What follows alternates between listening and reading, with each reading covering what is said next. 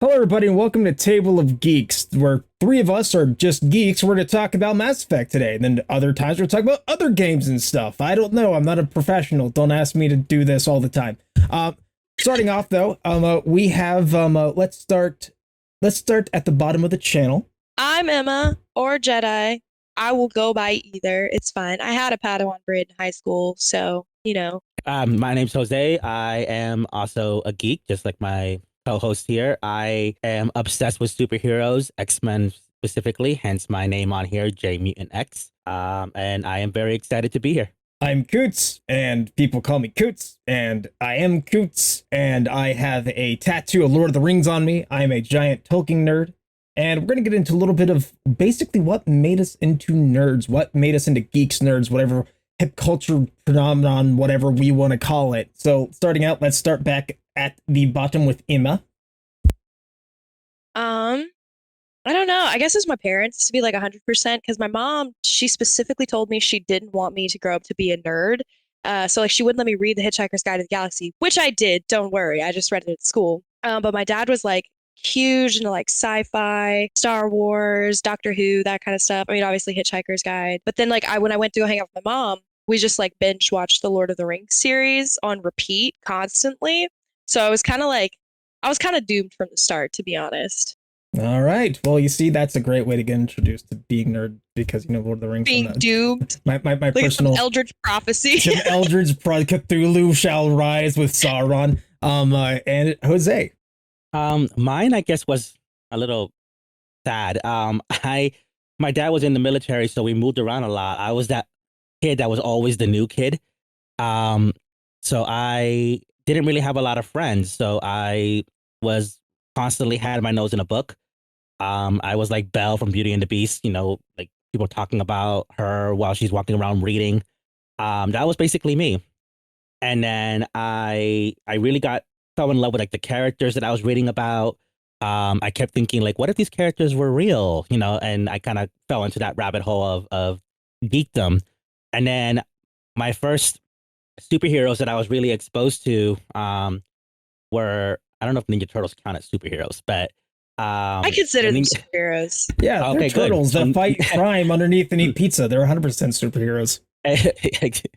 I mean, they are in my book. So Ninja Turtles followed closely by the X-Men and then Power Rangers. So after that, I was hooked on geek culture. All right.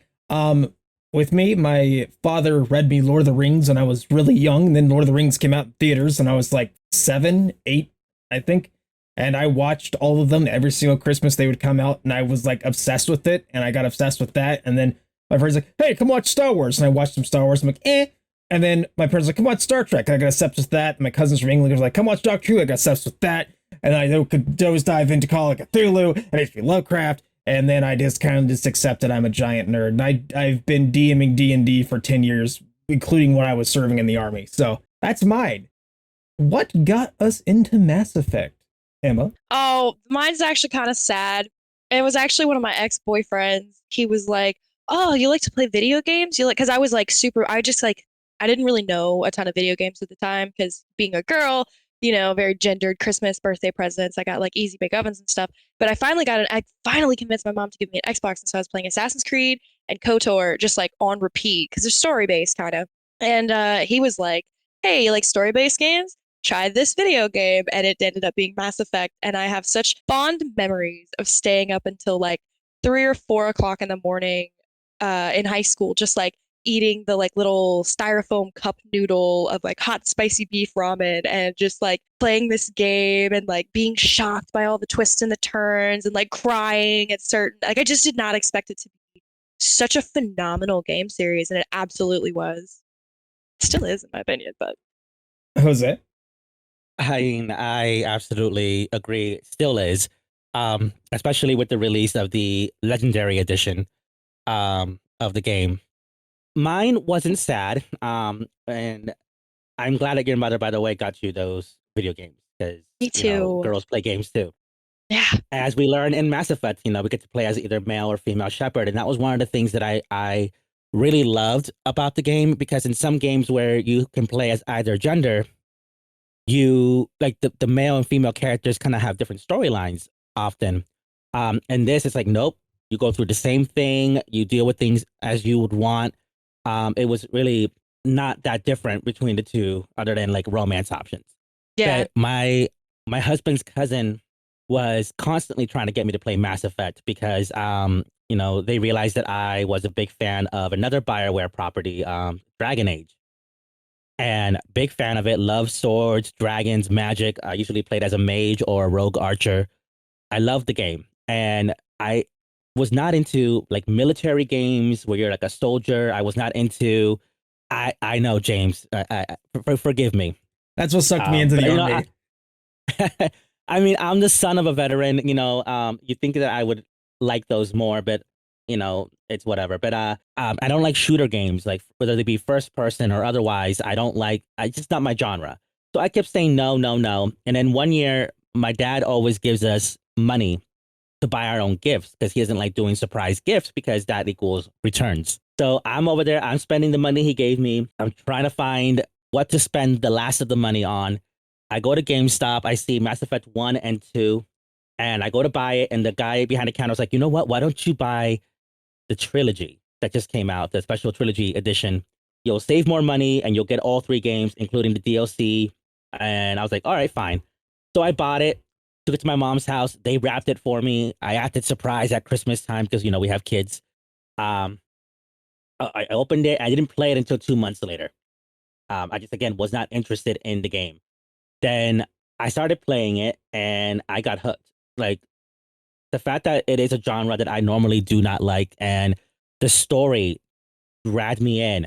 The interaction with the squad mates, like you're not just sharing a ship, you guys are family basically. Like you would bleed for each other and like just the interactions like when people died in the game, I cried. Like there were times where I had to put the controller down. I'm like, oh, and my husband's like, what's wrong with you? And I'm like, you try playing this game and not be attached to this character. He does have a soul. Um, and I just got hooked into it, and it quickly became my favorite video game franchise. Like I absolutely love it. I own merch. I have a video saved on my Facebook where Raphael Sabarge, who voiced Kaden Alenko, autographed a picture for me that my husband paid for it, and he mentioned my name. And I screamed at the top of my lungs when he mentioned my name because Kaden Alenko is my favorite character. So I'm a huge fan, and I don't see that dying out anytime soon. With me, give me Tally or Garrus, hands down, anytime. Y'all skipping out on Mara though. Listen, Liara is I also had good. I had two pet rats, and they were both female. One was Tally, and one was Liara. See, what Oh. got me into Mass Effect was I love story-based games, and I was like, I've heard Mass Effect's fun. I'm gonna buy the original, like OG Mass Effect and Mass Effect 2 on Steam because it was on sale for like $2. I got it, played like 2 minutes of the Mass Effect, and it looked like 2006 graphics, and it's like, I don't want to play this. And then last year, my buddy bought it for me as a Christmas gift, the Ultimate Edition. And he's like, I want you to play it.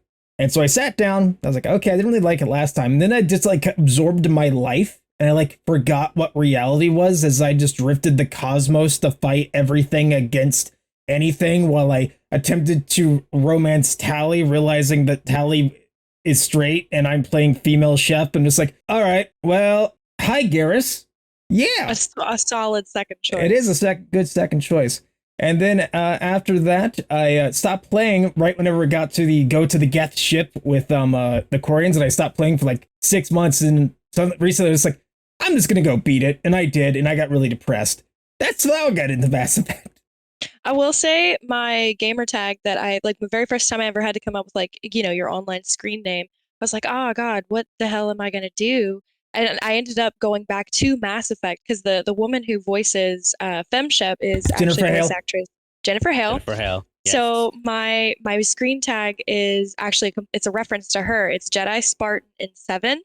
And it's Jedi because she voiced Bastila Shan in KOTOR, and then also Ayla Secura in the 2007 Clone Wars TV show. Spartan is like she didn't play a huge role, but she was Agent Palmer in Halo 4, and then in 7, of course, because she was FemShep. And yeah, I love her as well. And then Mark Meir, who voices the male counterpart of Commander Shepard, it's just awesome. He likes playing D&D. James, I remember I told you that last time. Yeah. You were like, "What?" It's a game that has done very very well. Like there was an article I read recently. James, you sent it to me. The Legendary Edition, which is just a remaster of the first three games, did extremely well. Hmm. You know, BioWare unfortunately has had some games that did not do well, and they were just not good. They made a lot of money off of this remaster, you know, because it kind of revived. There was like this resurgence of Yeah. Because Mass like Effect people stuff. Guys, like even me who didn't get to play it when I was younger, like I get introduced to it as an adult and I get to play it and experience it like you guys did when you were younger, compared to Mhm. me who experienced it when I was 28. I also think a really big part of like why it did really well was because when they released the remaster, they released all of the DLC with it. Yeah. Because I Yes. remember being in high school and I was like, oh God, I really want to play the Leviathan. I really want to play the what is it? The one where you oh I can't remember with the Sorry and you go to like the rogue area, but like you get to like do all this sneaking around Oh, stuff. And I was Omega. yes, Omega. I really wanted to play those, but I like obviously I was a high schooler. Like my little weekend Hmm. job did not pay for, all that kind of stuff. But then when they released the remaster and I got all the DLC, I was like, oh my gosh, watch me play through all this kind of stuff. Like, what do you mean you took the EA money grubbing part out of the video game? And the multiplayer, which a lot of people were kind of upset about that, but I wasn't. I'm not a multiplayer person. But you know, there was a lot of stuff that you would have to Galaxy ready. Like you could do it by doing the multiplayer or this separate app that you would have to check every day and do little quote unquote missions to in order to get the good ending in the actual game, Yeah, which that was was infuriating. it was infuriating. So they got rid of that for the Legendary Edition, and I mean, I haven't been able to get the good ending because I just don't have enough points, and I'm like, I don't know how. I do every single side quest, and I don't know how I don't got enough points. I'm still trying, but that's keeping me playing too. So It was it's it a was game that keeps designed. people in. Hmm. Sorry. No, It no, was go ahead. designed in the original. It was literally like you could not get the good ending unless you played in the multiplayer. And I didn't have internet. Like I'm playing on like the good old fashioned. If you want internet to your Xbox 360, you got a hardwire with an Ethernet cord. That's because we were And I didn't. southern. We didn't have no fancy internet thing like we do now. Yeah, we ain't got none of that Wi-Fi stuff. And I couldn't do it. I couldn't do any of the multiplayer. And so I was never able to get like the super good ending until recently. I Well, always got it because I had to use the app, and there was times where I would have to like say, okay, I can't play it until I get this app to get my points all the way up. If I play it now, this person will die, that person will die. I won't get a good ending, and it was infuriating because I would literally not be able to play the game until that app said I was at 100%. Because then I would get all the points in the main game and I can go ahead and get the good ending. So it was infuriating because there were times where I didn't play the game for quite a few months. When I went back, that app said I was at 0% and I would have to go, it's like little by little. Each mission you went on was like 5, 10 points and you had to get up to 100. So it was infuriating. So now I don't have to worry about that. all I have to say is I'm Commander Shepard, and this is my favorite store in the Citadel. I should go. I wanted a t-shirt with that on it for the longest time. It was just That's in my Amazon such a cart. good part of that game. Just it's every Oh, store yeah. is your favorite store in the Citadel to get a discount. You're just walking through every single store has got their loudspeaker playing it. Oh, it's Hi, I'm so fun. Commander Shepard. This is my favorite store in the Citadel. I just like, and they all play it. I'm like, how did they not know? Like, I thought that there was going to be like some kind of in-game repercussion to telling all of them that you're their favorite store, but no, I was like, all right, give me that discount. I Yeah, still free wish discount. I could still see the Elcor telling of Hamlet. I want to see that so badly because every single time it advertised, I just sat there and stopped, just watched it. Like, I want to see this because this would be a great 17 hours to just watch. Like as a Hamlet nerd, I would pay money. I would, if you're listening, BioWare, I would pay money for the Hamlet version of or the Elcor version of Hamlet. I really Same. would. I would like to see Blasto. Yes, that would be so good. To anyone who's listening, and you may not know about Mass Effect, in the future we haven't said anything spoilery as of yet that I'm aware of. We're gonna talk about some stuff as if assuming that you don't know what we're talking about. So, Blasto, for example, is a movie character within the game played by a Hanar, which is an alien that's basically like this talking pink jellyfish, which sounds weird when you say it out loud, but it's a thing that exists in the game. And he's basically like a secret agent, a Spectre, like a special group of soldiers that work for the Citadel. It's a whole thing. Yeah, so that's in case you don't know what Blasto is, that's what it is. And Elcor are James, you explain the Elcor because you do it very well. This one is not a secret agent. That's Hanar. Oh, that's right. It's an Elcor, right? Yeah, Elcor. Oh, hang on, I got you. I don't know why I thought you said Hanar for some reason. So Elcor, which I love Elcor. They're basically think of a gorilla, how they have the two front arms on the ground and the smaller back legs. Except they're a lot bigger, and they only speak, they verbalize their emotions because their culture doesn't have emotions, and for people to understand what they're relaying, they have to verbally say with sincerity, and then they would say what they want to say. They're very slow moving, but they're also one of the funniest characters in the game. Like, every Elcor you meet is funny. Like, there is not a single non-funny Elcor. Yeah, definitely. So basically, they're very monotone, and what it is that they don't have the right facial expressions because they barely have a face to convey emotion. So they like James said, they do have to explain what they're saying and what emotion is behind it. So like if you rip them off in a store, they'll be like, with barely contained anger, you cheated me, yada yada yada. James has a better voice than I do, but they have a lot of really fun alien species. Why we don't have an Elcor crew member or in your team or your plane? I don't know why. I want one for the next one, but I'm getting ahead of myself. So I got you. Hang on. Deeply and with regret, I will kill you if you ever come back. Like that. That's so Coots good. it's good, right? Coots is like our resident, I call him a voice bender because he's really good with voices. So I've been in one game. I was in Elcor. Skyrim Legendary Edition. I have 3 lines. Hello, Dragonborn. That's my claim to fame. I like the death grunt. That's pretty good. All right. Which is good for the Krogan. It is. Next question is, what is your favorite race? Starting with Emma. Sorry. By far the Asari. Oh my God, could talk about the Asari all day long. First of all, they're all ladies, which technically they're not gendered because they're a monogendered species. They don't really have a concept of gender, which that was actually like my very first experience with being like, gender, interesting concept. But they're all blue space ladies, and if you have they can have Asari and Asari, they can have they're called purebloods, but apparently that's like a bad thing within the world, and they're heavily encouraged to go reproduce with other species to intermix their genealogy with the strength of a Krogan or the smarts of a Solarian or that kind of thing. But no matter who they have a kid with, the kid will always be this blue tentacled lady looking thing. And they're super strong, and they range from absolutely genius to super strong battle characters, or they have super strong biotic. Yeah, super long lived, hundreds, if not thousands of years. And the older they get, the wiser they get, of course, with time. And once they get to a certain age, they're called matriarchs, and they're just awesome. And then also my favorite, character in the game that, always romance every single time is Liara, of course. And she's an Asari. And she's both super duper strong in battle because she's got all her biotics and stuff, but she's really, really, really smart. That's her number one thing is she's really clever and funny. And yeah, so definitely Asari for me. Who's that? Making me choose between my we're gonna do number 1 then number 2, because I got 2 that I definitely want to talk about. So I do love the Asari, like you said. I do love that they, like the Krogan, they can live for they have 1,000 year lifespan. And Liara is definitely an awesome character. I agree completely. She's I don't romance her because female, but I have to say that I love and hate the Turians because humans in the game get accused of being the bullies of the galaxy who are new and they want to be in charge, but the Turians, I mean, they picked the war with us, and then look what they did to the Krogan. They kind of go, oh, look, it's humans, let's kill it. Exactly. Remind me of, they're like the paladins, as a paladin maid. They're like the paladins of space, where they're kind of got to stick up their ass. Just a little bit. Yes.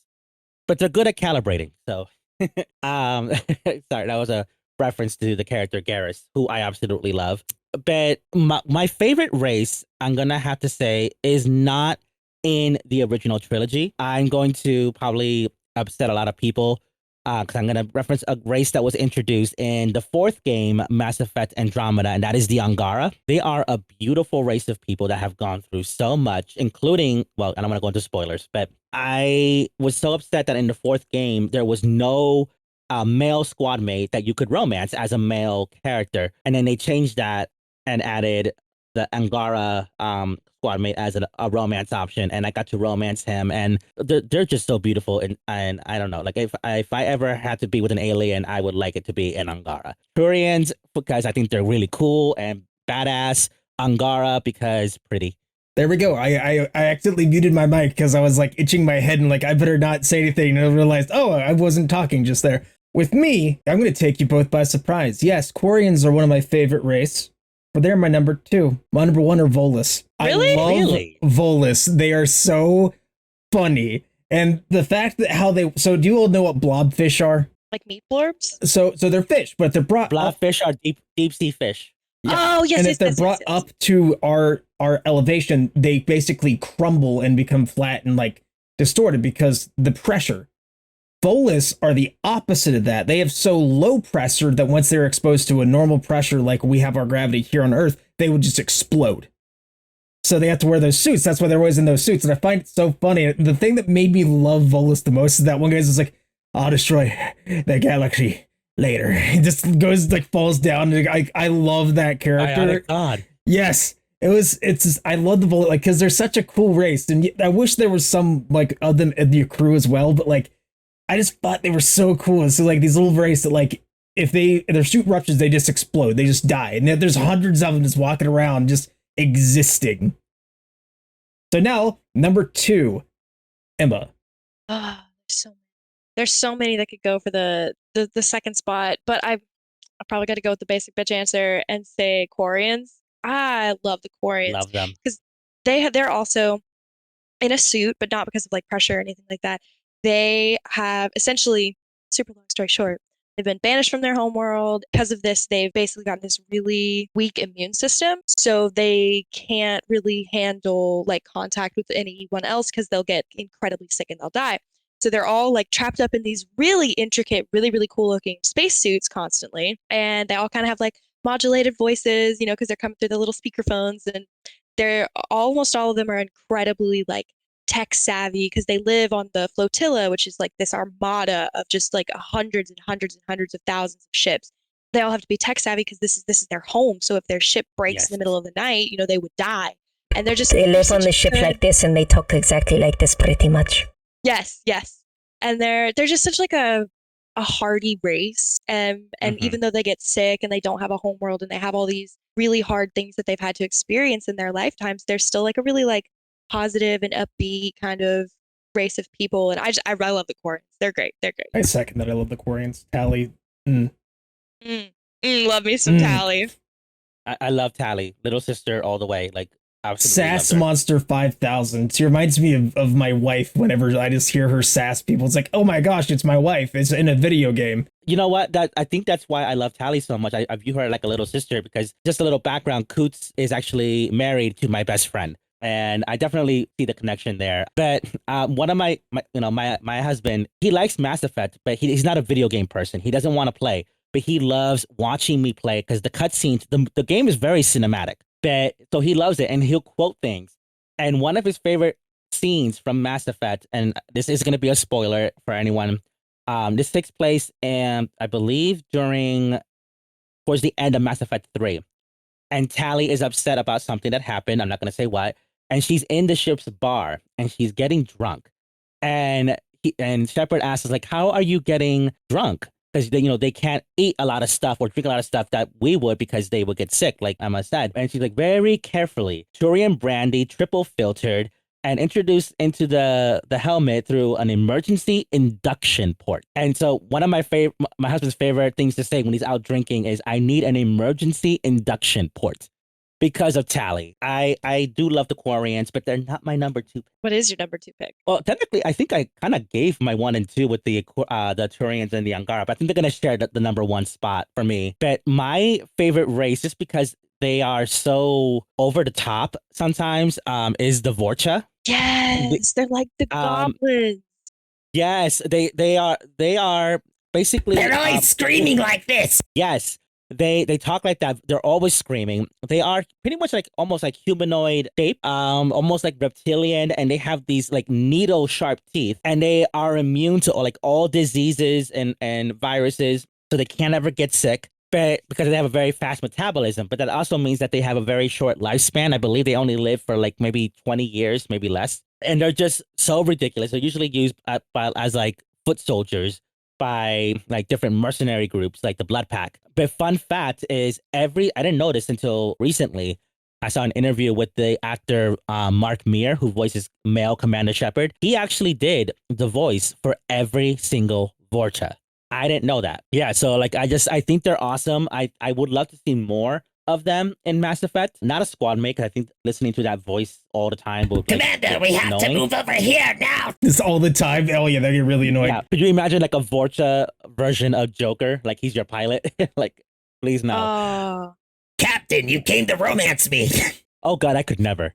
Oh, I could never. But yeah, so I would have to say like I don't want to like go with the main like the Solarians and the Krogan and all that because those are pretty much like the mainstream ones. Since I gave mainstream aliens as my number one, I want to go for like a more obscure alien species, and the Vorcha for me are it. And since someone decided to take my number 2 pick, Emma, that's wow. because I also love my Quarians, but also there's another, I would say species, but the Geth aren't really a species in terms of what they are. Yes. You take that I'll back. fight you on that. Yeah, Why? because they're their own people. They are, and Does this unit have a soul? I love Legion with everything in my heart. Yes. I love the fact that they were created originally to basically help the Quarians, and they just gained more and more intelligence. They're slaves. Yeah, they were slaves. And then they basically gained consciousness as a hive mind and kicked the Quarians out of their own planet. And I love the struggle between the Quarians and the Gith, and then like you can make them go, oh, okay, we like each other now. We're not going to do this. We're going to live in harmony and just not hate each other. And for about 2 seconds. But I love the dynamic between you create something and you abuse it. It comes back to bite you in the ass. I love that dynamic with the Geth. Well, can I ask you both a question? Since you guys, I saw Emma's reaction when I quoted Legion. Since you guys both seem to like both the species of the Geth and the species of the Quarians, who do you guys think is at fault in that thing? Because you mentioned that they kicked the Quarians off their homeworld. What you neglected to mention was that the reason why is because when a Geth asked a question and they realized that they were gaining sentience, they were becoming like true AI, the Quarians tried to destroy the Geth, even though the Geth weren't doing anything wrong. And it was only under retaliation that they kicked the Quarians off their own planet. Do you think that the Quarians got what they deserved, or do you feel like the Geth took it too far? Do you feel like there's no innocent party here at all? Both are at fault? This is a topic that a lot of Mass Effect fans like to debate on. As a historian, personally, I'm going to go with the Quarians were in the wrong. The Geth reacted to a way where they realized they were themselves in trouble. And so they kind of said, wait a minute, you're trying to kill us and you created us. We're not going to stand for this. We're going to tell you to leave. This might be your planet, but this is also our planet now. And we don't want to go extinct because we're starting to gain sentience and ideas and form thoughts. And I even though I love the Quarians, I am understanding of the Geth perspective of kicking them off their planet. Emma? Moralist in me says that there were wrongs on both sides, but Paragon. yeah, the Paragon in me is like, no, I gotta side with the Geth. Because I remember like distinctly, because okay, so like the first game, the Geth were like the foot soldiers. They were the big bad. You're just cutting them down like mindlessly. You're like, all right, they're robots, whatever, screw these guys. And then you go and you play the second game and you actually get like a Geth companion and you start like going through like learning things. And I remember distinctly there's a part, oh my God, King.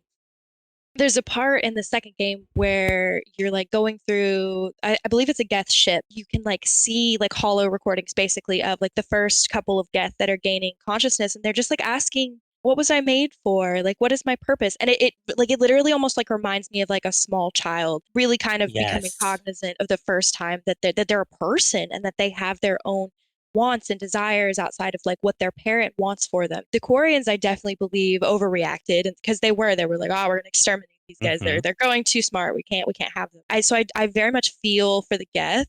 I in my heart wanted them to have some kind of like treaty or something where they could like share the planet, but like obviously that didn't happen. The Geth overcame and kicked the Quarians off. Like I kind of feel like maybe that was a bit too far. But at the same time, when faced with like complete extinction and annihilation, every alternative is preferable. Mhm. So like I can't blame them for that. Like the Geth could have killed all the Quarians, but they didn't.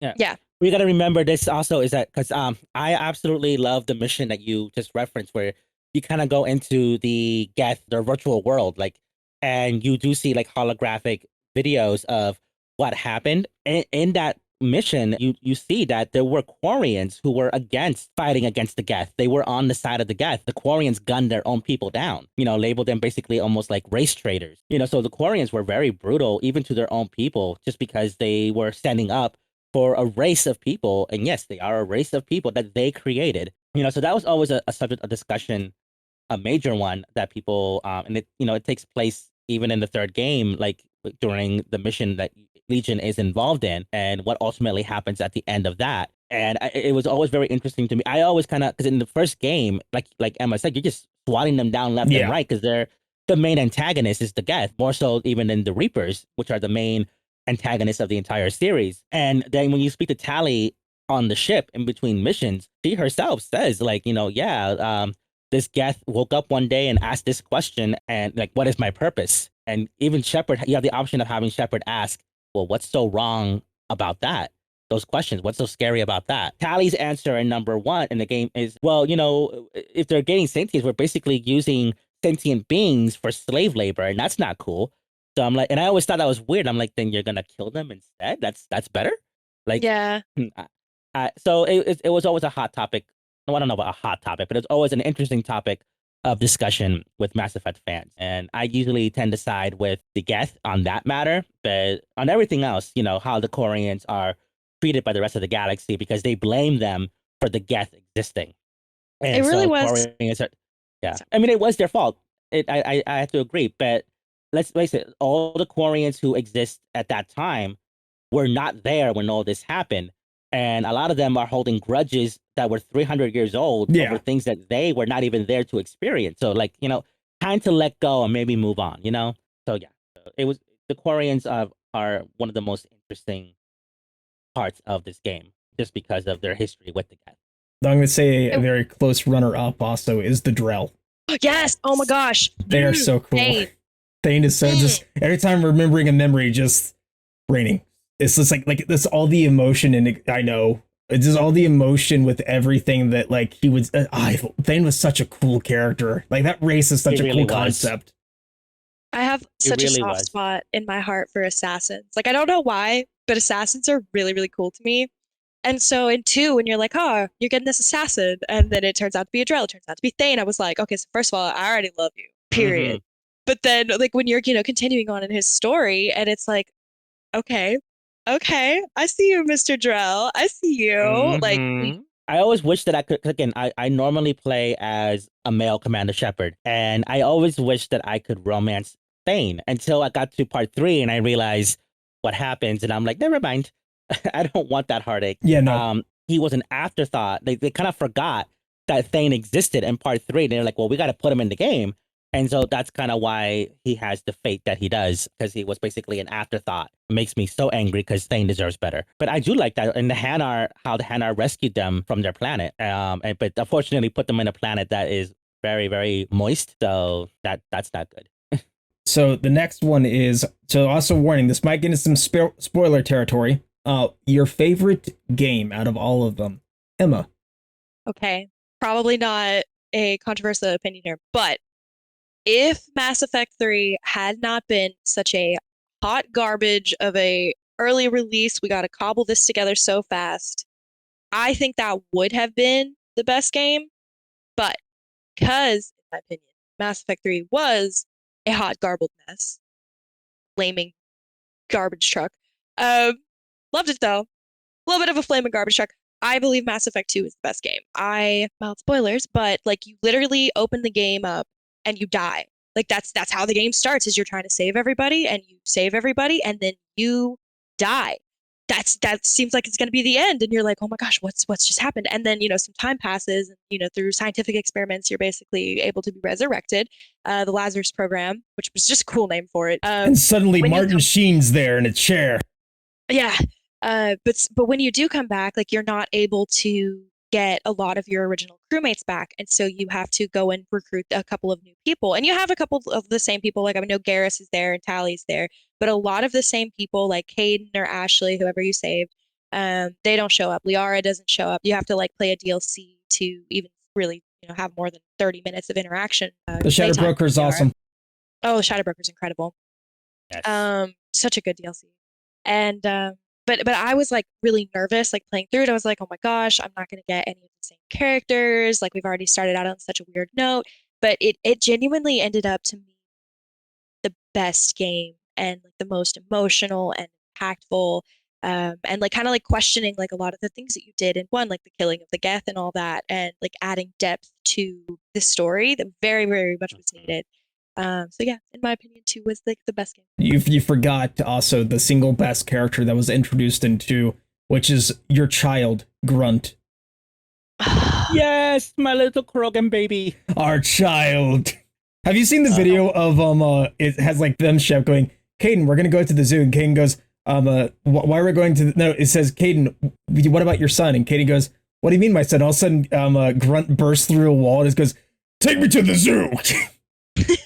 I have never seen that. I need to send that to you after this. It's hilarious. Please do. So, Jose, what is your love that. favorite game? Well, Emma actually changed my mind. One problem I did have with Mass Effect is the reason why I like Dragon Age so much is because when I came out of the closet as a gay man, I wanted to read more books that had LGBT characters in it and play games. And so I looked up what games had LGBT characters, and Dragon Age was like on the top of the list. So I went out, I bought it, I fell in love with it. It was great. Not a lot of romance options in the first couple games, but whatever. So when I played Mass Effect and I realized that in the first 2 games, I would, as a gay male character, I would not be able to romance anybody, I was a little disappointed in that. I did like that we had more than one option. In Mass Effect 3, we had Kaden Alenko, who in part 1 is a female-only romance, but in part 3, I guess he realized he was bi. Steve Cortez, which is a male-only romance option, but he's not someone you can take on missions, So I tend to gravitate more towards Kaden Alenko because he's my favorite. That's kind of one of the reasons why I love Mass Effect 3 so much. Also because of the fact that I played it well after it came out. So the clusterfuck that it was, because it wasn't really complete. Your ending didn't matter what you did, you still died. The Citadel DLC, I believe, is what fixed all that. And when I played it, that was already in place. So I never had to experience too much of what earlier fans had to deal with. So I liked Mass Effect 3 as my favorite, but I have to say Mass Effect 2 is a work of art. First of all, Jack, the character of Jack is just amazing. I absolutely love her. Thane, we were just all fangirling over Thane. Grunt. I mean, Legion gets introduced in that game. Miranda and Jacob can just go elsewhere. They Morden. exist. Yeah, they exist. They're there. They're doing push-ups. Miranda needs to be thrown into space. Who? Miranda needs to be thrown into space. Well, I don't condone space violence, even though I love this game. It's a whole space violence game. Yeah, she's not a reporter, so I'm not gonna do any harm to her. That's an inside joke for anyone who plays Mass Effect, and I absolutely love the characters introduced. That I didn't miss the original characters that weren't there all that much because they were just amazing characters. And because you had to go on missions to gain their loyalty and you get to know more about them, you really have more of a connection with the Mass Effect 2 squad mates than you do, say, with the Mass Effect 1. Because when the Mass Effect 1 characters come back in 3, it's mostly nostalgia from Mass Effect 1 that makes you be like, oh, I like you, you're back, great. But also the fact that Mass Effect 2 really it was sold as a game that, your choices matter. Mass Effect 2, I felt, did that better than the other 2 because if you didn't upgrade this on the Normandy or upgrade that on the Normandy, you could lose squad mates before you even get, before you even get to your final mission. There's 3 major things on the Normandy that you have to upgrade. First time playing the game, I didn't know that. So I lost people. And those losses hurt. And Mass Effect 2, you can actually beat the game and still lose at the same time. Because even though you defeated the main bad guy, if you don't prepare enough and correctly, you die. So Mass Effect 2 really brought that whole like your choices and your actions or inactions really do matter. Mass Effect 3, one of the biggest complaints they had about it is that while yes, you do technically get different endings, you have 3 possible endings, they're almost identical.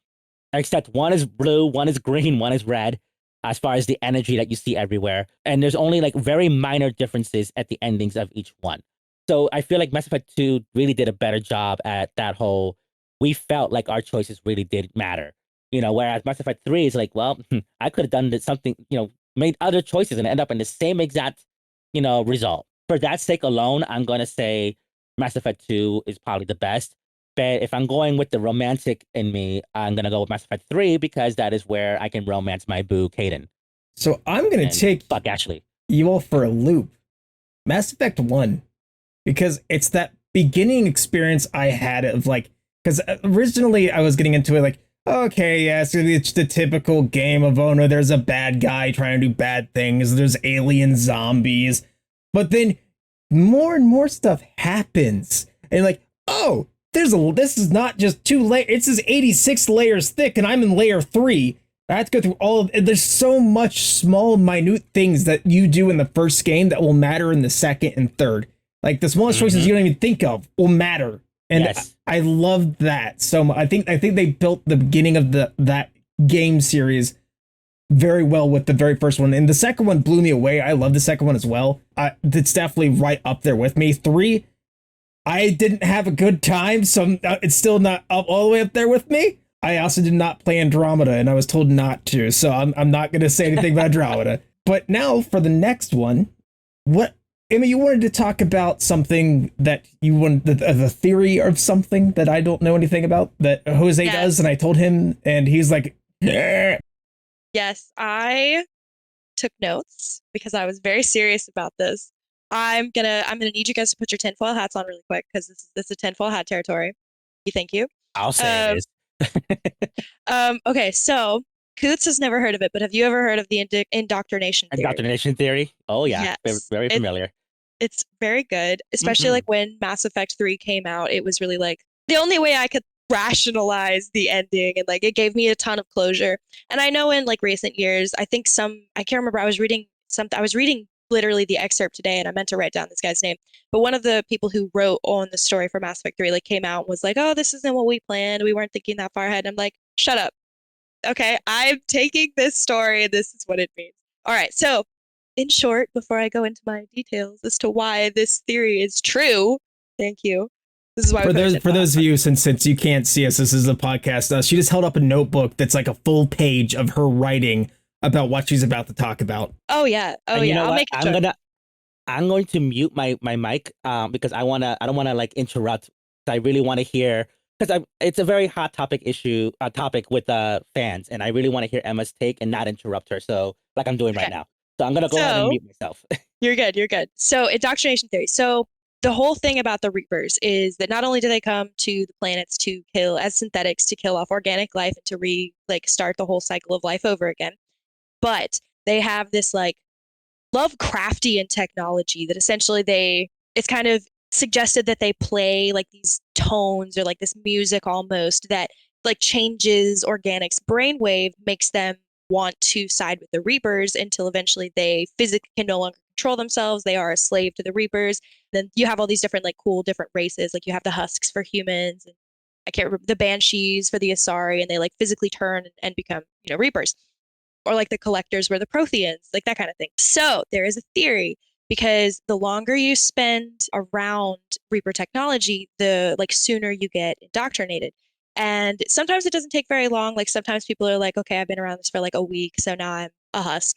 But a lot, like with Commander Shepard, he goes through 3 different games all around Reaper technology. Like I think there's one point you literally have Reaper technology on your ship. I want to say it's in 2, but I could be wrong. And he's completely unaffected by it. So yeah, okay. The theory is that by the end of the 3rd game, the Reapers are trying, like they can kind of see that like they're winning, but like Shepard's still going and doing his thing. So they are trying very, very hard to indoctrinate Shepard and to continue on their goal instead of having Shepard save everybody. So there is a lot of evidence, which is why I have my page of notes, and just a couple of the things that I would like to talk about, and you guys can, debate them if you'd like to. So, the final mission of Mass Effect 3, you are running to basically this giant beam that shoots you up into the Citadel, so you can go open the arms for the Citadel. They can move in the Crucible and take over and help and destroy the Reapers. You and your team are literally just like this mad dash to the finish line, and you get blasted by the big bad Reaper Harbinger. He blasts you, and then everything goes black. You hear over the comms, people in the background are talking. They're like, nobody made it. Like, everybody's dead.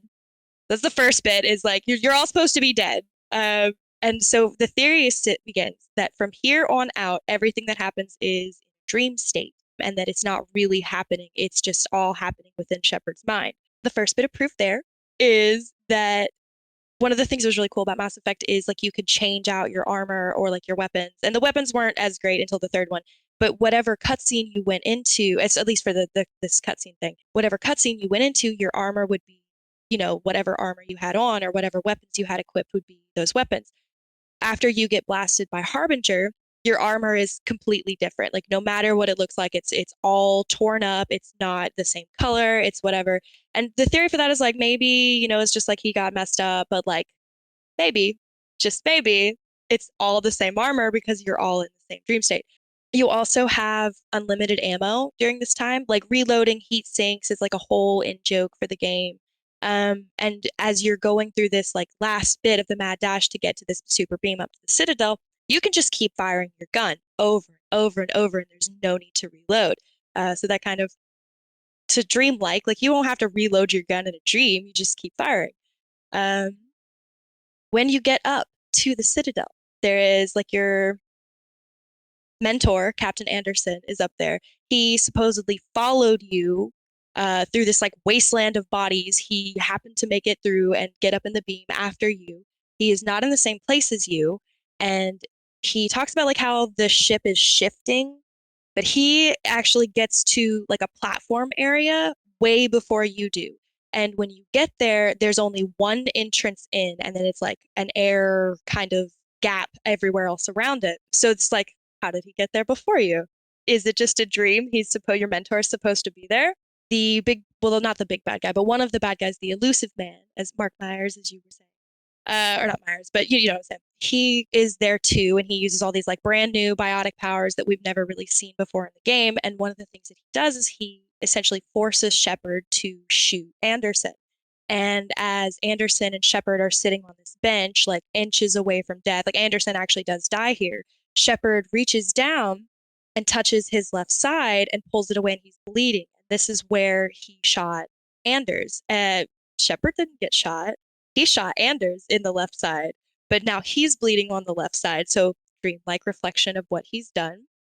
Let's see. Oh, the whole time in Mass Effect 3, you keep having these like dream sequences with like this little boy that you effectively, yeah. There's this little boy in the very beginning of the game that you try to save that nobody else can see, which was weird enough on its own. And when the boy gets in the shuttle and he flies off of Earth, as Earth is being destroyed, the Reapers actually destroy the shuttle, and so Shepard has to watch this child die. And so it's supposed to be like a haunting kind of thing where like this child keeps appearing in your dreams. But like when you get to the Citadel and you get to like this big thing, the catalyst is essentially this AI that's designed to like help or hinder or whatever. It takes the form of this child. And as this child is talking, if you like straight up, if you're like, I'm not going to choose anything, like I'm not going to do synthesis, I'm not going to do destroy, I'm not going to do control, I'm going to do nothing, this choice is beyond me, the child's voice will change. And it goes super deep, like as deep as the Reapers, and it says, so be it. And it's so creepy. So the theory is that like the catalyst is an extension of the Reapers trying to convince Shepard. And then the way that the child talks about the different endings is very like against the destroy ending. It's like, you're going to die because you're partly synthetic. Most advanced technology in the universe will be destroyed as well, which doesn't really make a ton of sense because like if you're destroying Reaper tech, how is that going to destroy like cell phones? Doesn't really mesh, but whatever, we'll go with it. Okay. But he talks very positively about the synthesis ending, which is where you essentially make all synthetic, partly organic, and all organic, partly synthetic. And he talks incredibly well about control ending, which is effectively where Shepard just takes control of the Reapers and uses them as his personal own army. Let me see. Okay, and then this is my last two little pieces of information. When you choose either the control ending or the synthesis ending, Shepard's eyes will change to like look similar to Saren, the big bad guy who eventually got indoctrinated in the first game. And also the elusive man, they have this like weird, like technological kind of blue glow to their eyes. When you choose one of those two endings, your eyes will begin to get that indoctrination glow to them. But if you choose the destroy ending, your eyes do not change at all. And then the last little bit is simply just kind of built into the like mechanics of the game. So you have your Paragon options, which is typically like your good guy, I'm a hero, Paragon of justice kind of thing. And then you have the Renegade, which is almost like human superiority at times, but it's like I'm the loose cannon kind of, renegade. And Paragon, which is almost always good, is shown as blue.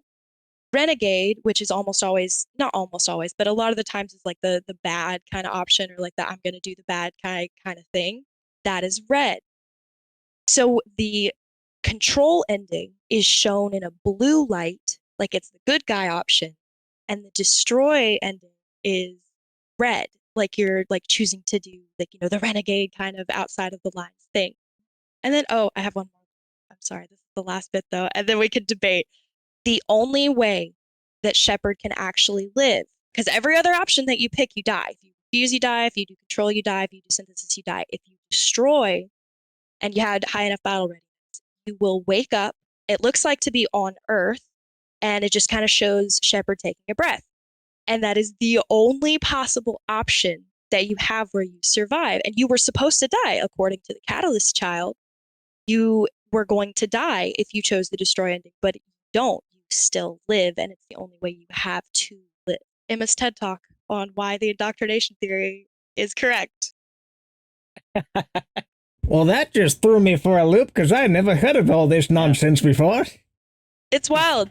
It is creepy. Because I mean, I don't accept the indoctrination theory as canon.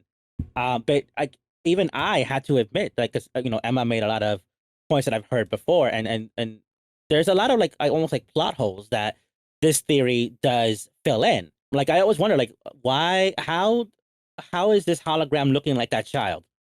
And in Mass Effect 2, there's a mission where not Anderson, but the other guy. The elusive man? Anyway, no, he's a good guy. He's in the Alliance, and he's in part 3 as well. But anyway, it's the guy who's voiced by the guy who played. Yeah, this guy voiced Bishop. Yeah. Hackett.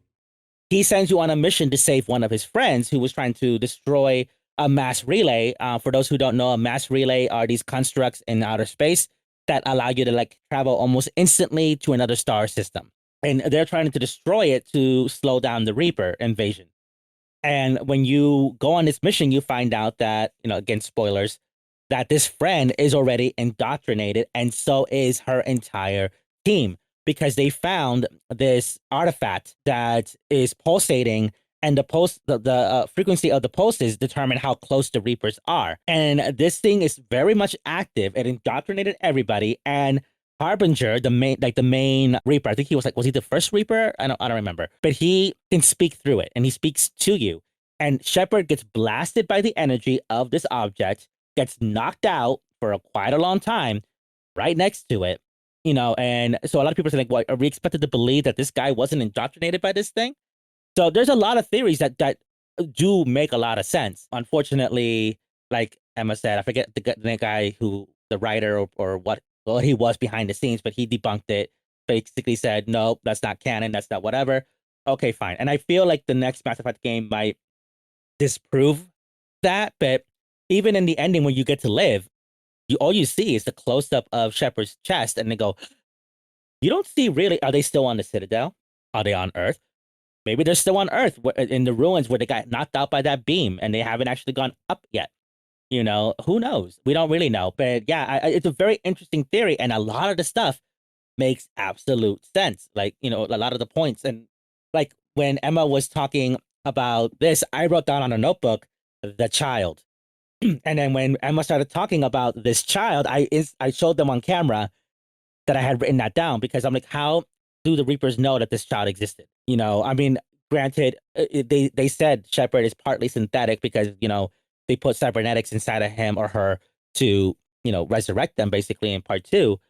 So maybe they can tell what he's thinking, which is a scary thought right there. Who knows? I don't know. There's a lot of theories on to explain the plot holes, and that was one that I always wondered about. Was like, how is this AI taking the shape of this human boy, to the Reapers, an insignificant little boy, but to Shepard, it meant a lot. So Yeah, because the whole third game long, you're having these dream sequences where this little boy keeps showing up. It's supposed to be like symbolically in the game, it's supposed to be like a manifestation of Shepard's guilt and like feeling like they failed and like trying to do better. They did a very good job of showing night terrors because as someone who suffers from night terrors, they did a very good job doing that. Right. And then actually, on the note of the night terrors, during these dream sequence, there's like all these like weird looking shadow people in the background too. In Mass Effect 1, when you talk to the Rachni Queen, she specifically says that like when the Rachni were starting to get indoctrinated during the Rachni War, their songs came back the color of oily shadows. And so here you are in this dream sequence with these like weird, wispy looking shadow people, and it's like, huh. A lot of people think that the Reapers could read Shepard's mind because in those dream sequences, not only do you have those oily shadows that you talked about, but the only person that you see solid and like an actual person is that child. Now you hear the voices of any squad mate who has passed away. Like if like for me, the only voice I ever hear is Ashley because I never save her because screw Ashley. And I ain't saving no racist. No, she's space racist. Yeah, she's a bigot. Later on, if you're unable to save Morden, which by the way, spoiler, there is a way to save Morden, Solus. But if you don't save him and he dies, I also hear his voice.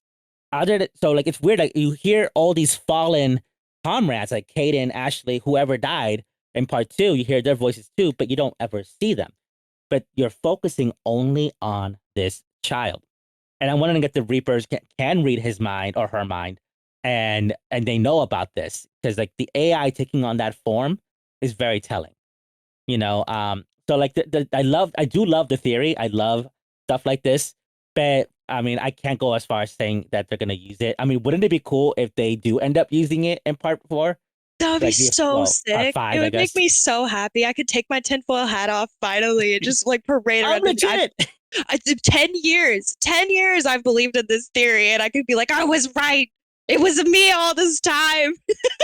What do you think, Coots? Because you've never heard about the indoctrination I haven't. So. And so do you ever like just open a book and you read it and it's like, man, this book is really good. And then somebody's like, oh, did you not get the double meaning of all this extra stuff that if you skip 5 letters at a time, you'll end up, it's like, that's basically what just happened. And I'm still trying to cognitively piece all that together in my brain. Yeah, now you have to replay the game series.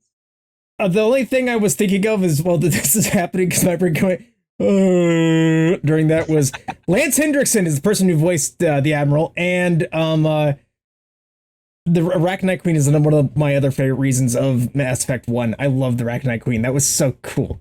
But this theory is very like difficult for me to comprehend because I came to terms with everything that happened. I got the bad ending of the game. I'm not going to tell you what decision I made because then it will punch me. But Did you pick Control? You picked Control, didn't you? Maybe.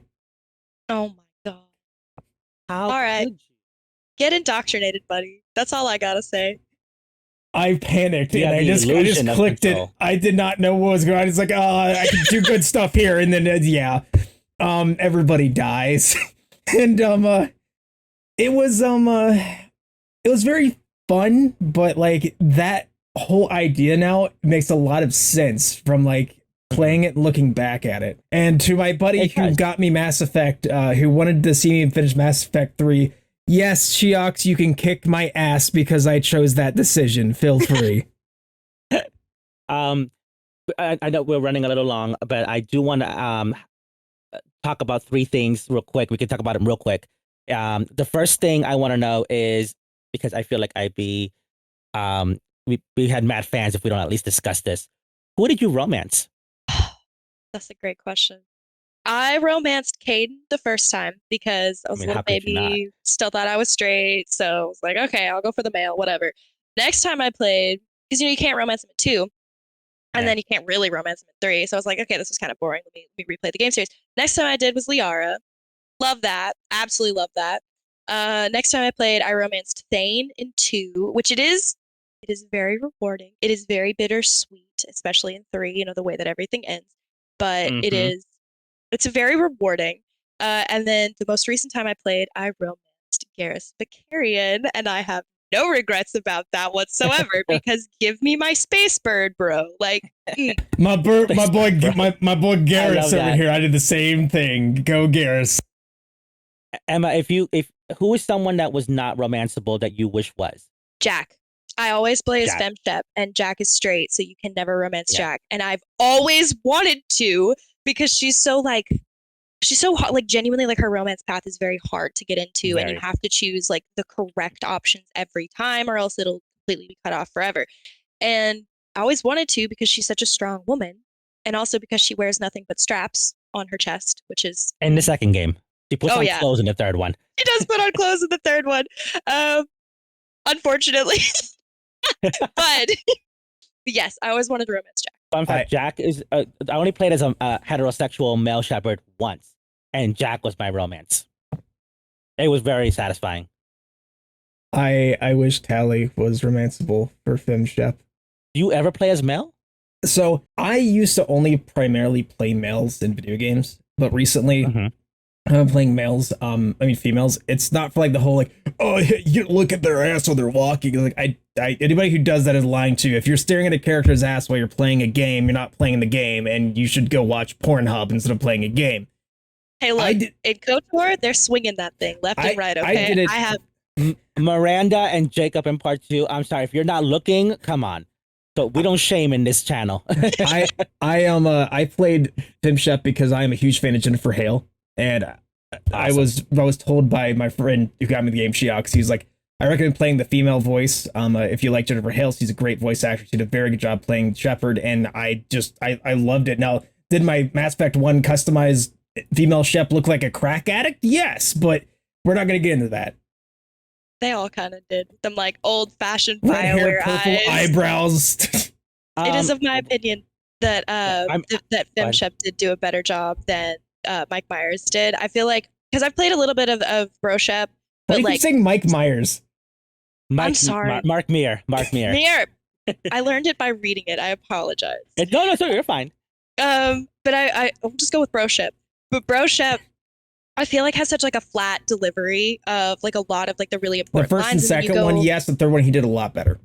Okay. But you go ahead. I interrupted say, no, you're fine. First of all, I play primarily as male Shep, although I do love playing as female Shep. And I actually felt the opposite. I felt like, Jennifer Hale, I love you. Please don't ever listen to this and think badly of me. But I felt more emotion behind the delivery of Mark Meir's performance. Not that one is better than the other, because I'm never going to say that. I love them both equally. Please don't hate me, Jennifer Hale. Jennifer Hale's just Get gonna hate peer mail from behind Jennifer you. Mail. It's like peer behind you with a knife. She also played Jean Grey and Wolverine and the X-Men, and she's going to be in the new X-Men animated series voicing, I don't know who. I'm thinking it's Madeline Pryor, the Goblin Queen, but I don't know yet. So I love her. But I romance Kate Alenko because I have no choice. Because my only other option was Steve Cortez, who literally like lost his husband like 2 minutes ago, and now all of a sudden he's in love with me. It just felt very unrealistic to me. We don't really know how much time passes when you're doing all these missions. It could be like months, years, who knows? But there's no real concept of how much time has passed. When you first meet him, he's literally still sobbing about his husband dying, which of course he would be. Loved his husband. So I always felt weird. I'm like, you literally like just got over your husband being dead like 2 minutes ago. I'm your friend. I'm your buddy. But so I felt like I really had no choice but to romance Kate Alenko. So it is kind of weird because kind of like, oh, my wife just died. Oh, hey, how you doing, baby? Like this is the weirdest shit. Exactly. And then as far as who I wish was romanceable, people always say, well, I bet it's Garrus. And I'm like, look, I've romanced Garrus as a female shepherd. Love the romance. Very awkward guy. Love it. But as a male shepherd, which is what I primarily play as, no, I don't wish he was romanceable by a male, because I love the fact that I'm playing in my headcanon a gay character and I have this heterosexual bro soldier bird boy, and he loves me. He is my brother in arms. He's like I love the bromance between Melshep and Garrus, and I don't want that to be romantic. And I Tally love the and friendship. Garrus. Yeah, if you Yes. don't romance either Yes. one of them, they will go and romance each Yes. other, and it's I such a love good that. little That made me tidbit. happy. It's perfect. It is perfect. Now the final thing I want to talk about, there was a third, but I don't remember what it was. Coots didn't play Mass Effect Andromeda. Emma, did you play Mass Effect Andromeda? I also did not play Mass. No. I was Okay. warned. I was actually psyched. This was like back when I was watching E3 every single year, Excuse me. and they like 2-3 years before Andromeda came out, they just it was just a clip. I watched the whole EA. I don't like sports game. I watched the whole EA Sports, all that stuff, and then we get to like the very end of the EA conference, and it's just like a 30-second clip that's a spoil, like just like, oh, we're gonna make a new Mass Effect game. I was freaking out. And then the game came out, and I was so excited to play it. And I was like, I'm gonna wait. I'm gonna wait just a few months, see what the kind of like general consensus Right. is. General consensus came back, was not great, and I was like, okay, I'm gonna skip that one. Right. I did play it. I've done a few playthroughs of Mass Effect Andromeda, and it's not the best. I will say that. I don't think it deserves as much hate as it got, but it definitely was not. There were parts of it where I felt like they were trying to recapture certain things, like making certain characters seem like their counterparts in the original trilogy. Like I said, we don't need another Rex. Like the Krogan squad mate was basically, I felt like I was playing with Rex on my team. I'm like, why? We don't need that. There was a character that was very much, I felt like trying to be like Garrus. And I was like, no, we already have one of those. So I felt like that was a big thing. And then the fact that I could romance no males on my squad until they said, oops. And then they did a patch to fix that. And they made the Angara character as a romance option for a male writer, because writer is the name of the character you play as. And it was the first time that I got to romance an alien, so that was nice. Because my two options in Mass Effect 3 were both human, but there was a lot of good. There was a lot of good in it too. The missions were kind of blah. The battle system was kind of blah. They got rid of Renegade and Paragon options, which I thought was a big mistake because that to me is Mass Effect. They got rid of that. I didn't like that. But story wise, it wasn't the worst. It wasn't the best. And then they were going to release DLC, but because of all the hate the game got and it wasn't selling that well, they scrapped the DLC and released it as a novel, or at least they were going to release it as a novel. I'm not sure if they did or not. I don't remember, fortunately. But Mass Effect Andromeda was not deserving as much hate as it got, but it was definitely not the game that it should have been. It was definitely, there was some bugs. I think there were bad guys that would get stuck in the walls and you couldn't shoot them, so you couldn't progress. There was a lot of bugs. There was a lot of repairs. It felt like you bought an unfinished game. And that was one of the main complaints about it. And that, unfortunately, is fact. That is accurate. I played the game. People weren't making that up. I didn't feel as attached to these characters as I did the original trilogy characters. Oh, and I do remember the final point, and I want to make this very quick if I can, is what are you hoping for in the upcoming new game, Mass Effect 5 or 4, whatever you want to refer to it as, if you want to erase Andromeda? Before I get into that, I must say with what you said, whenever you said they try to make like a better version of Garrus, my mind just goes, Mom, I want Garrus. We have Garrus at home. Garrus at home. Yes! That's funny. Garrus at home. And there were no Quarians in the game because the they were best saving them for the fleet. DLC. The best fleet in And everywhere. Just and we don't they're the know where only we ones are. that had to share. Sorry, go ahead. I keep talking. Oh no, I'm good. Go ahead. I was on my system. In Andromeda, what happened was right before the Reaper invasion happened, like really shortly before, a bunch of species from the Milky Way galaxy, the Asari, Turians, Krogan, humans, and so on, Solarians, they were on these spaceships that they referred to as arcs. And they left the Milky Way galaxy, they went into sleep, hibernation, and they went to the Andromeda galaxy. The only race that had to share their arc with others was the Quarians. They had to share it with the Elcor, the Drell, I forget who else. The Quarians did not. It was known as the Quarian arc, but they had to share it with other species. The humans and all the others, they did not have to. Now, maybe that's because of the fact that there was so little Quarians left because of their situation that they couldn't spare all of them going. Maybe that's why. It just seemed very, very unfair. And then during the game, you get to solve a mystery that involves And this is spoiler for anyone who hasn't played it, including you two. Are you guys okay with spoilers for this game? Yes, yes, yes. Okay. Your mother is dead. Your father dies on your first mission. I don't know why, but that was really funny the way you said that. Your mother is dead. Dead. Your father. Well, the reason I said it like that is because you have this mystery that you kind of uncover what motivated your father to do the things that he did, and you realize at the end of that mystery that your mom is actually alive because she had this weird disease, and they put her on pretty much hypersleep to hopefully find a way to cure her. And you find out during this investigation that there's this mysterious character known only as the benefactor. And this benefactor, you don't know if it's male, female, whatever, who it is, because when you talk to them on the computer, they keep changing their appearance. Like in a blink of an eye, they'll be a Stellarian, then you blink again and they're an Asari.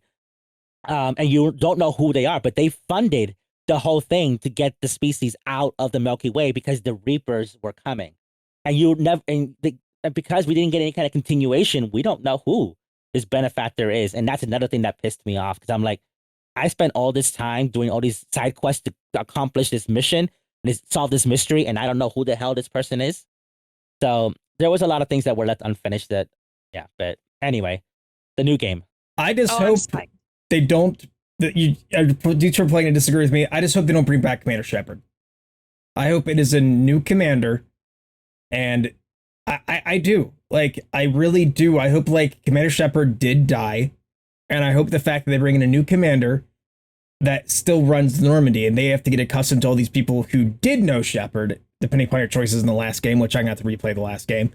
But like, yes, I have an attachment to Shepard, but I want something new, and I want more choices. Like Chiox, my buddy who bought me the game, was like, I really want to see it so I can choose what race I want to be. I don't want to just be, you are human, you are only human. Like, I want to have that customization is what he really wants. That's a fair point. I disagree with that last one so much. Just because like Mass Effect for me is like we're the newbies in the galaxy and we're exploring everything, and I kind of want to experience that as a human because it helps me relate to it more. I understand like the aesthetic of it and whatever, but I just feel like I don't know. You in Dragon Age, the only game that you can't choose your race is Dragon Age 2. You're forced to play as a human, but in the other ones you can be any species that you want. Excuse me. So I don't necessarily agree with that one. But as far as the first one, I don't mind if Shepard is alive because we don't know how far this game takes place. It could be hundreds of years because Liara's in it. We saw her in the trailer, but Liara was only like 106. She Yeah, still she had was a Yeah, good she was 900 super young. Yeah, so she still had a good 900 years to live. So the thing is, I say there is a way, as Emma said, if you don't make a choice at the end of part 3, everybody dies. So if that is a possible ending, then how is Liara in this new game? So there's going to have to be some things from the original trilogy that is ignored. They're going to probably have to choose one of those endings and make that ending canon. It's going to piss off some people, but I mean, I don't see any other way around it. I mean, they could probably think of one, which is probably why they work there and I don't. But I hope if Commander Shepard is alive, that we don't play as them. Let them be on the ship, or we answer to them. We work for them, and that way they can be part of the game and stuff. I'm sorry, after waiting 3 games to be able to romance Kaden, now I gotta be dead. No, let them be happy somewhere. Let them be on planet Azure, on the beach, having a good time. So my hope for it is that they do end up picking. I do actually hope that they pick one of the endings and make it canon because it's going to be too confusing otherwise. That's just my hope for it, and I really hope they take their time. Take their time. Don't rush it because we don't need another Mass Effect Andromeda. I think it would be really cool if I know like logistically impossible. So like from a game developer standpoint, it would not be a thing that could happen.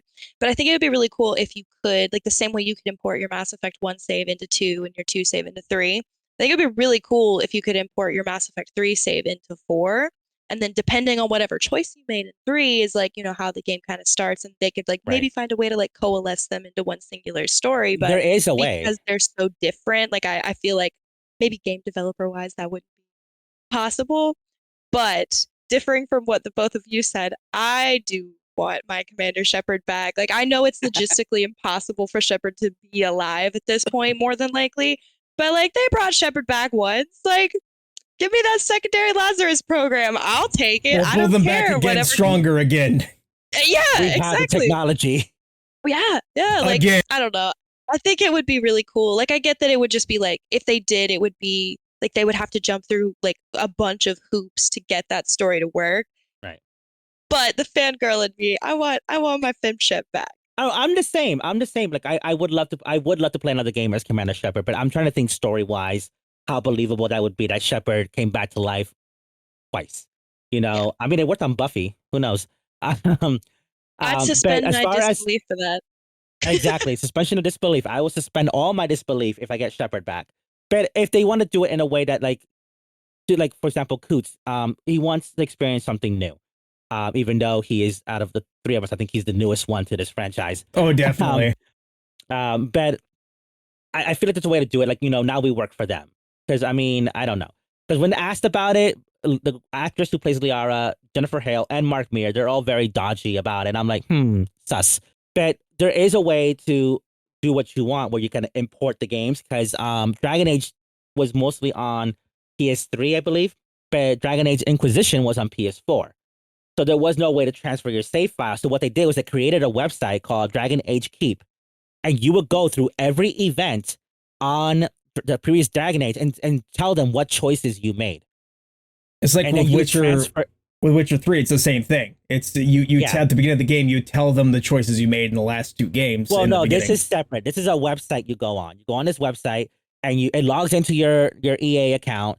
So it actually shows you the faces of your characters. You say, okay, I'm going to use this character from this playthrough. They did this, this, this, and that. Or if you made a choice you didn't like you say you saved this person, but you should have killed them, you just go ahead and make that change yourself. And then you upload that to your game, and the Inquisition will remember. It would play as if you did transfer your save file. So they could easily do that for Mass Effect, the new one. They could say, okay, in Mass Effect 1, I saved Caden, I saved the Rek'Nai Queen, I killed the Council, and then you move on to Dragon Age 2, Mass Effect 2, and so on, and then you go on and you transfer that in. So there is a way to do it. Whether or not they're going to go through all that work for us, who knows? But if they want to make money, you got to spend money to make money. Yep. So yeah, but right there's the I difference. I did not kill the council in the first one. I did. I didn't either. I did it later on because I usually play as a Paragon. Okay. That's my thing. I usually play as a Paragon. But I did kill them. Mostly because I realized who voices the new Asari counselor. Her name is Susan. I forget her last name, Eisenberg or whatever. She voices Wonder Woman usually. So I was like, I want to hear her. So I did it for that reason and that reason only. In my very first playthrough, I definitely killed the council because I'm thinking like Jedi mindset. I'm thinking like, okay, we can let like all of these ships of like Alliance soldiers die to save the council, or we can save these three specific people. I'm gonna pick the lives of the many over the lives of the few. And I regretted it because, you do have like consequences because of that, and no one really wants to trust humans because, they seem to Right. pick themselves and that kind of thing. But like, so in every other subsequent playthrough, I've chosen to save the council because of like Right. what they represent as like galactic unity. But I did the first time I was like, nah, screw those guys.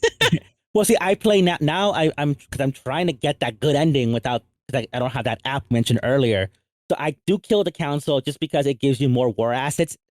So I was like, I'm gonna think like not in game, but like outside of the game. Like I need more points to get that good ending. So goodbye, council and stuff. But yeah, this game means a lot to me. This franchise means a whole lot to me as being someone who's LGBT and wanted to have a game where I can relate to that. A game where it's so much emotion behind the characters. It was a very great game to play. Absolutely recommend it for anybody. Although after listening to us talk about it, you probably don't want to anymore because of spoilers. But it's Hopefully, it makes definitely me worth want to it. play more. Yeah, let's hope. Let's hope. It's definitely a good game. The only regret I have is that I didn't realize that all this time, because I do the destroy ending, that I am killing the Geth and I am killing Edie. Edie is the artificial intelligence on the second Normandy, and then in the third game, she gains a robot body. And if you want, you can actually encourage your pilot, Joker, who's your buddy, I love to get Joker. into a romantic. Yep, Joker's awesome. Seth Green voices him, and you can encourage them to start a romantic relationship. And I go through all that trouble, and I go through all the trouble of uniting the Geth and the Quarians, only to find out that by choosing the destroy ending, you kill the Geth and you kill Edie. And I was like, so I do hope that Edie is in the new Mass Effect. All right, but with that, we're going to go ahead and call it here. Thank all of you for listening. Tune in for the next one where we're going to be talking about something else that's really nerdy. Other than that, Adios. Or say I should bye. go.